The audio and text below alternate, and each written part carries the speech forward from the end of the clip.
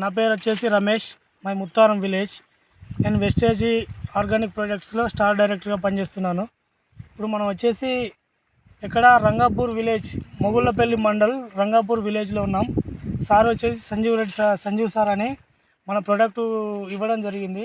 Sir ఎంత చెప్పినా నమ్మకపోగా తను ఎంతో ఇబ్బంది పడి మన దగ్గరికి వచ్చి మళ్ళీ నేను వాడతా సార్ అని ముందుకు వచ్చి వాడుకున్నాడు.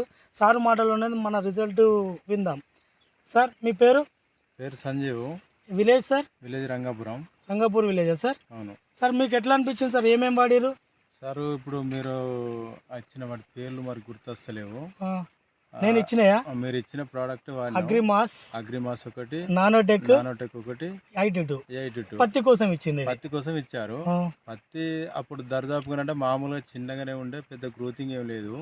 ఇప్పటి వరకు అది మనం ఒక 3 డోసులు కొట్టిన తర్వాత యథావిధిగా పెరిగింది, గ్రోతింగ్ వచ్చింది, పూత ఖాతా అనేది మంచిగానే ఉన్నది.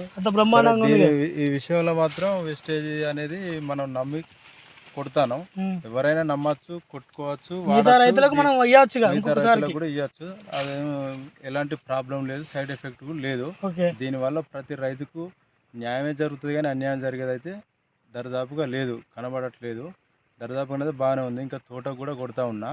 తోటకి ఇప్పుడే స్టార్ట్ చేసిన. సరే, లాస్ట్ టైంలో ఏమైంది అంటే వేసే టైంలో కొంత నేను అందుకోలేకపోయినా,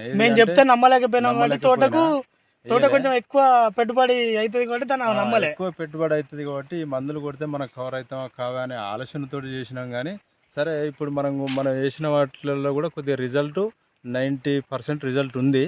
తోటలో కూడా రిజల్ట్ ఉన్నది. మిర్చి తోటలో కూడా ఏం ప్రాబ్లం లేదు.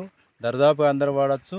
దీనికి ఎలాంటి సైడ్ ఎఫెక్ట్ లేదు. మనం ఆ మందులు కొట్టుకోవచ్చు, ఈ మందులు కొట్టుకోవచ్చు. ఏ మందులు కొట్టుకున్నా సైడ్ ఎఫెక్ట్ అనేది ఏం లేదు. Okay sir. Thank you sir. Good morning wastage.